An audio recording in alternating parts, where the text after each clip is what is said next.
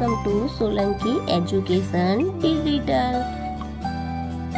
કેમ છો બાળકો? ચાલો આજે આપણે શીખીશું ધોરણ 5 ગુજરાતી સદ્યપોથી પાઠ છે ચોથો, તડકો અધમળ ડાંગર જલમલ. વાક્ય ધ્યાનથી વાંચો. ક્રિયા દર્શાવતા શબ્દના બે ભાગ ઓળખાવો. ક્રિયાપદ, ક્રિયા 1 અને ક્રિયા 2. પહેલું, કાગડો ઝાડ પરથી ઉડ્યો. કાગડો ઝાડ પરથી ઉડી ગયો. ઉડ્યો, ઉડી ગયો. અહીંયા આપણને ઉદાહરણ આપ્યા છે એ જ પ્રમાણે આપણે લખીશું. ત્રીજું, રોહિતે ફટાકડા ફોડ્યા. ફોડ્યા, ફોડવાની, અને અહીંયા ક્રિયા 2માં કંઈ નહીં. રોહિતે બધા ફટાકડા ફોડી નાખ્યા. ફોડી નાખ્યા, ફોડવાની અને નાખવાની. ચોથું, મમ્મી નૈના માટે સાયકલ લાવી. લાવી, લાવવાની. મમ્મીએ નૈનાને સાયકલ લાવી આપી. લાવી આપી, લાવવાની અને આપવાની. પરાગ લેસન લખશે. લખશે, લખવાની. પરાગ લેસન લખી બતાવશે. લખી બતાવશે, લખવાની અને બતાવવાની. મારા માટે કેરી લાવશો. લાવશો, લાવવાની. મારા માટે કેરી લાવી રાખશો. લાવી રાખશો, લાવવાની અને રાખવાની. પૈસા આપો. આપો, આપવાની. પૈસા આપી રાખો. આપી રાખો અને આપવાની, રાખવાની. વાત વાતમાં છેલ્લા વાક્યે આવ્યા. આવ્યા, આવવાની. વાત વાતમાં છેલ્લા વાક્યે આવી પહોંચ્યા. આવી પહોંચ્યા, આવવાની અને પહોંચવાની. આપેલા ફકરામાં કઈ કઈ બે ક્રિયાઓ સાથે આપેલ છે તે ક્રિયાઓ નીચે લીટી કરો.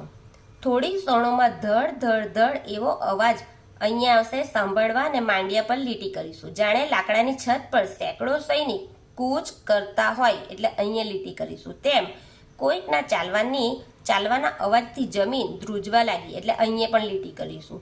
દિગ્વિજયની આંખો ચકડવકડ થવા માંડી એટલે અહીંયા પણ લીટી કરીશું. એ કશું પણ વિચારે એ પહેલા તો ડુંગર જેવડું એક વિશાળ ભયંકર ડાયનાસોર એ ચોરસની સામે આવી ઊભું રહ્યું એટલે અહીંયા પણ લીટી કરીશું. પ્રશ્ન 17. ઉદાહરણ વાંચો. કૌંસમાં આપેલી ક્રિયાનો ઉપયોગ કરી વાક્ય પૂરા કરો. પહેલું, આમ તો તે મકાન જાગૃતિબહેનનું હતું પણ સુધાબહેનને છેતરીને પચાવી પાડ્યું.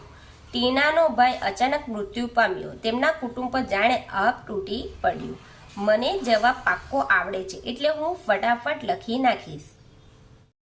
આરવ અને દ્રીજ એવી તો વાંસળી વગાડે કે સાંભળતા જ આપણે નાચી ઉઠીએ.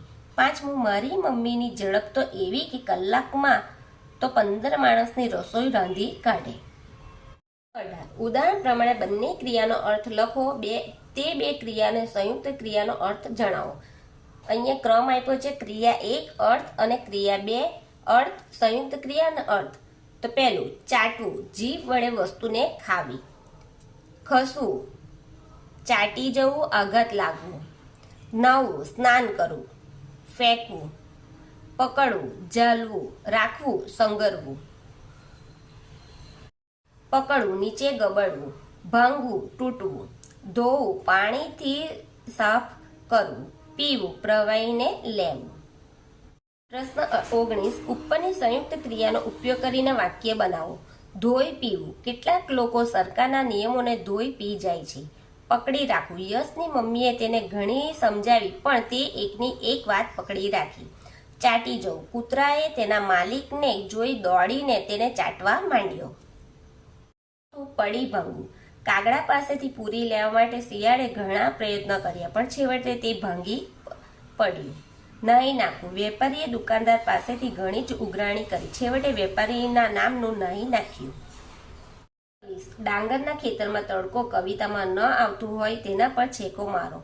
રાઈના ફૂલ, ખેતર, શેડો, ઠોરની ટોચ, આકાશનો ટુકડો, વાલોડ, નીક, નદીનું પાણી, જમીન, દિવાલ, ફૂલો અને ડાંગર. ને જે નથી આવતા તે શબ્દને છેકો માર્યો છે. 21. સૌથી નજીકનો અર્થ લાગતો હોય તે વિકલ્પ સામે ખરું કરો. પહેલું, ઠોરની ટોચ ટુકડો અબ બનીને ચટાકરાતો રંગ લહેરમાં ચૂમતો. તો કયો આવશે? બ. સવારનો તડકો અડવાથી ઠોરની ટોચ લાલ રંગના આકાશ જેવી લાગે છે. બહાર ઉભેલો આંબો એના પાન આ ઉડી જાય રે પંખી ટહુકા થઈને. તો કયું આવશે? ક. આંબા પર ઘણા બધા પક્ષીઓ ગીતો ગાઈ રહ્યા છે. બીજું, કાંટાળા બાવળમાંથી સૂરજના કિરણો ઝીણ ક્ષીણ થઈ તિરાડ તૂટી ભોંય ઉપર ઠેલાય. તો અ આવશે, બાવળ વચ્ચેથી પસાર થઈને તડકો જમીનને અડે ત્યારે ટુકડા ટુકડા થયેલો લાગે. ચોથું, રંગ રંગના પડ્યા ગાબડા સીમ મહી. તો અ. સવારના તડકાને કારણે સીમની વનસ્પતિ પર અવનવા રંગો દેખાય છે. પાંચમું, સૂરજના અસ્તવ્યસ્ત ટુકડા તરતા રેલાય. તો આવશે ક. નીકના પાણીમાં સૂરજના પ્રતિબિંબના છૂટાછવાયા ટુકડા વહી રહ્યા છે. 22મું, યોગ્ય કારણ સામે ખરું કરો. તડકો વાલોડે ચક્કર ઘૂમે છે કારણ કે કયું આવશે? અ. વાલોડનો વેલો આ રીતે ગોઠવાયેલો હોય છે. 23, 4 દિવસ જુદા જુદા સમયે તડકાનું અવલોકન કરીને પછી આખું ખાનું માત્ર તડકાથી ભરી દો. તે રંગ કેવો છે? જેમ કે પાક્કા કેળા જેવો, લીંબુની છાલ જેવો, સવારનો પાક્કી કેરી જેવો, બપોરનો સૂરજમુખી જેવો, સાંજનો નારંગી જેવો ને વાદળછાયા દિવસનો અનાનસ જેવો. પ્રશ્ન 24, આપેલી ખાલી જગ્યામાં તમને ગમતા શબ્દો લખી પંક્તિ પૂરી કરો. ધોરિયા કયું આવશે? પહેલું, ધોરિયા મહી ખળખળતા જળમાં આબ પડી મલકાય. બીજું, કપાસના ખેતરમાં તડકો રોજ સવારે ઝૂલે જીડવું થઈને. જાંબુડો પીપળો લીમડો મીઠો કલરવ. બહાર ઉભેલો જાંબુડો એના પાન ઉડી જાયને મીઠો કલરવ થઈને. ચોથું, રોજ સવારે તડકો ઝૂલે શેરડા ઉપર પીળા પીળા રાય તણા ફૂલ થઈને.